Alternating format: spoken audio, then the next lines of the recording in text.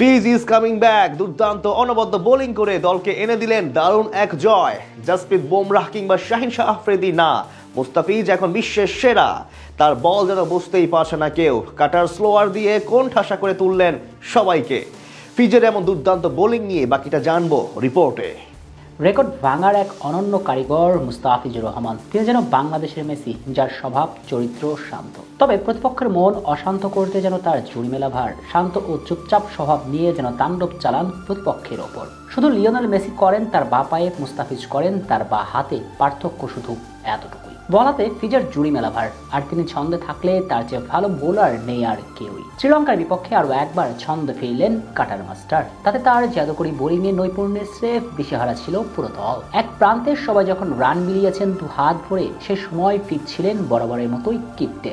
দলের হয়ে সর্বোচ্চ কম 5 ইকোনমিতে বোলিং করেছেন তিনি। তার কাটার ও স্লোয়ারে বিভ্রান্ত করে তিনি শিকার করেছেন 3টি উইকেট।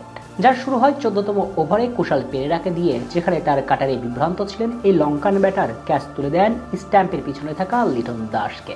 19তম ওভারে বোলিং করতে এসে লন্ডভন্ড করে দেন লঙ্কানদের। যদিও প্রথম বলে রান আউট হন আসালাঙ্কা, তবে চতুর্থ ওভারে কামিন্দু মেন্ডিসকে আবারও সেই স্লোয়ারে বিভ্রান্ত করে লিটনের কাছে পরিণত করেন তিনি। এরপর একই ওভারের শেষ বলে আসালাঙ্কা ক্যাচ তুলে দেন তামিমের হাতে। শেষ পর্যন্ত 4 ওভারে মাত্র 20 রান খরচে ফিজের শিকার 3টি উইকেট।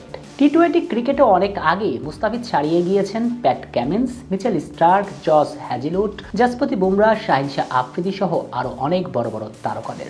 এবার তিনি হয়ে গিয়েছেন বাংলাদেশ ইতিহাসের সবচেয়ে বেশি টি-20 উইকেটের মালিক। তার নামের পাশে আছে এখন 149টি টি-20 উইকেট।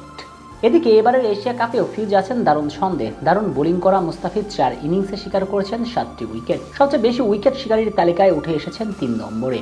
জাসপ্রীত বুমরাহ, শাহিন শাহ আফ্রিদিরা অবশ্য এই তালিকাতেও নেই। এটাই প্রমাণ করে দেয় বল হাতে কি দারুণ সময় কাটছে কাটার মাস্টারের। মুস্তাফিজের এমন দারুণ পারফরমেন্স দলের জন্য বড় প্রাপ্তি। 2025 সালে যেন দেখা মিলেছে সেই 2016 সালের মুস্তাফিজের, যিনি প্রতিদিনই বল হাতে দুর্দান্ত।